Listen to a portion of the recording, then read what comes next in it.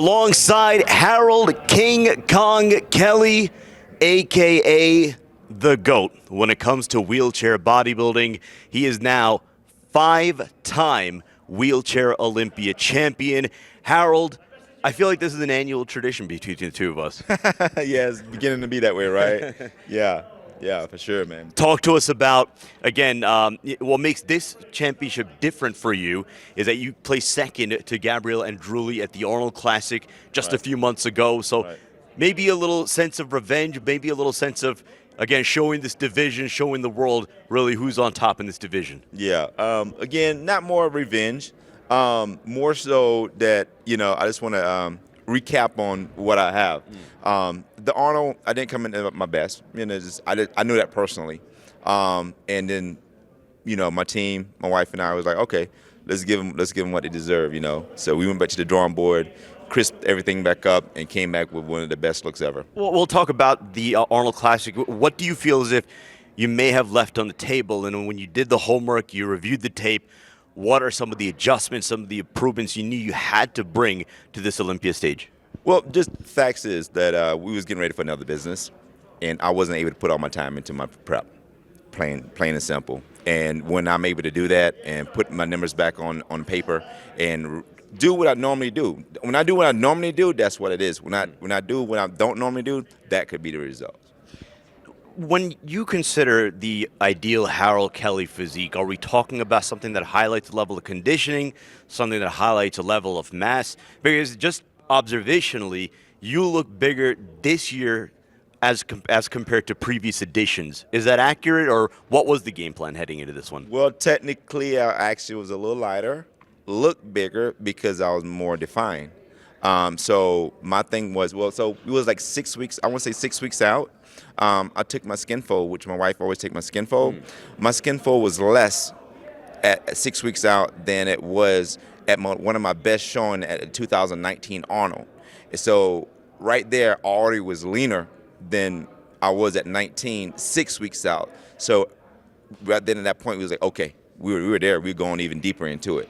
So I knew that this was going to be my best look. And not really sacrificing size, but like I said, really just dialing in on a lot more graininess, which I don't hardly ever do, a lot more hardness, a lot more depth cut, and really, how can I say it, focus on every aspect of me getting myself together. That's kind of where I want to go next with this, because again, you as long as you have been training, at a certain point for every bodybuilder that, that phrase muscle maturity, that comes into play. Yep. Do you sense that? Do you sense that, all right, now, obviously with the years that you've been putting in training, that you just are naturally developing that extra level of graininess? Yeah, it's changing, and you got to think about every year you train, every year you get stuff together, your body want to readapt. So once it figure out what it's doing, it's going to change on you. So you got to figure out that change first of all, and then make those adjustments so you can push change. So, we looked at it again, my first time when they had the wheelchair in 2011, I won the very first one. And it's 2022. That's 11 years of doing it and multiple wins in between. So you have to really constantly look at your body and make those adjustments and look at all of your prep and say, okay, let me do a little something right here and let's look at it. And then that's what we did. So like I said, the Arnold win, the Arnold second place deal, I knew I didn't put I didn't pull up all the stops when we were getting ready for the show because we had other things going on at the same time. But this one, stop everything. Let's get ready to let's dial this thing back in. Let's look at your loss from a positive perspective. Again, you yourself, this is now 5 Olympia titles for you, in addition to 6 overall Arnold Classic titles. But again, when you look at the landscape of the division, you have gone relatively unchecked for many years, but now someone like a Gabriel and Drulli comes and stops you at the Arnold Classic. What does that say about the progression of this division as a whole? Definitely growing, which is needed.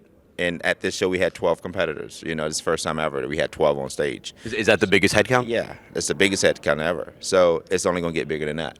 So that's really good, and also show me, okay, we got guys coming in the field, especially the guy from Brazil, the guy from the other division, whatever. He came over, looks really good, look grainy, and have that look, have that bodybuilding look. So we need those guys to come in our class. We need that new look, that new fresh bodies that come and shake things up and make things different, and make it grow.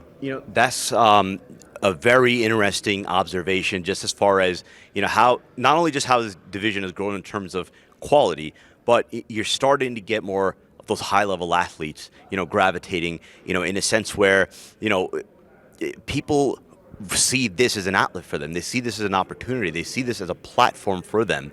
Right. You yourself, having been on top of this sport, having been on top of this division as long as you have, what kind of interactions have you had around the world, fellow disabled athletes who now see bodybuilding, as an outlet, as a true means to their athletic endeavors? Man, it came to me multiple times, whereas just positive response on IG and on social media that looking at my video made them want to do this, or looking at some of my tapes made them want to do that. Knowing that we have a wheelchair class, they're gonna get up out their butt and do this right here. So it definitely reaching multiple people across the world, and it's benefiting people, and that's what it's all about. Really, being that landmark, being that stone that says that you can achieve this right here and more.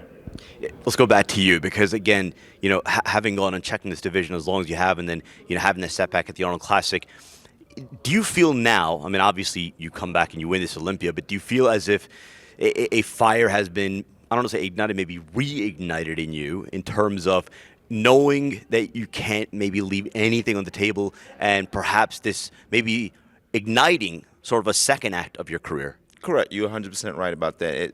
That let me know that I can't just get on here and do what I want to do. You can't just wing it, get up there, and you have to put the work like you've been doing since day one. You got to put that work back in. Every show, not every other show, not just because you have the title X amount of years. Every show you have to put the 110% back in there to make yourself be back on top, and because the other guys are doing the same thing. Talk to us about the platform that the Olympia is giving you, obviously from a competition perspective, but then again, you were featured in the press conference. The bodybuilding world is really giving you an opportunity, to shine, to really inspire. Talk to us about the relationship between your division, the Olympian, and really how it's grown over the last few years. Man, like I said, they're putting us in a position, to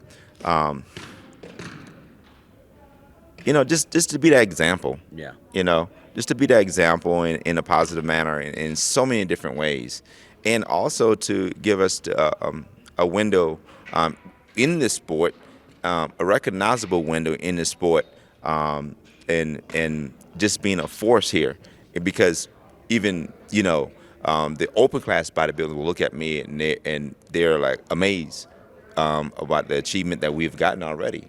And every class give that 110% support towards us in our class. I'm glad you brought that up.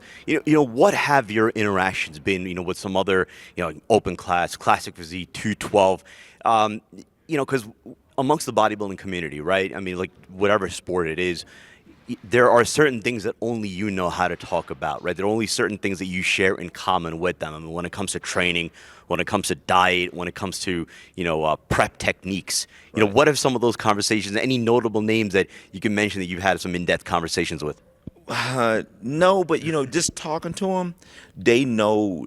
Talking to William Bonite, he's Yeah. a real good guy. I talked to William, I talked to Brandon. Just having those conversations with the guys, they know what I'm suffering because they know the suffering to get to their bodies to that point. And then add on top of that, being in a wheelchair, a lot of them are like, well, I don't even know how you do it sometimes. I'm not even in a wheelchair and I know how much you're suffering. So add that on top of it, that's another whole level. And I don't even know if I could do it. They're like saying that, I don't even know if I can do that. I'm like, well, if you get placed in that position, you do what you got to do. And they're like, yeah. And they get props for us because of what we do, how we do it. Because the dieting is going to be the same. Right. The workout is going to be the same. The getting up in the morning, we do everything they do. Plus, we add on being able to deal with being in a wheelchair. And so in the future, we just our classes wish that all the promoters would basically see that and open the doors from having us at every show, bringing us to every show, paying our ways to every show, and that the prize money going up to somewhere really good because we are in wheelchairs at the same time bringing that same package that everyone else is bringing. So what's next for Harold Kelley? Again, you were talking about some of the business ventures that you're starting, if you want to maybe share for our audience, and then again, every chance that I do get to talk to you, I feel like this is very important. The platform that you yourself, as the champion of this division, as someone who really a lot of people look up to as a source for inspiration. What is your message? What have your interactions been like, for those that look up to you and see what you go through, and for you to continuously inspire them in the manner that you do? Man, I just, want everyone to realize, my motto is don't worry about what you can't do, focus on what you can do. This bottom line, and that's just in everything you do, from, your everyday job to your relationship. This applies to your life, so if you focus on what you can do, you will figure out, where you need to be, and you can accomplish it. That's the biggest thing right there. Yeah. We hear the word inspiration tossed around loosely throughout the course of your day, every time you scroll up and down your Instagram feed. But this man right here, ladies and gentlemen, is an inspiration. You're now 5-time Wheelchair Olympia champion, Harold King Kong Kelley. Harold, as always, thank you so much for the time. Congratulations on yet another championship. Thank you, sir, and thank you for having me.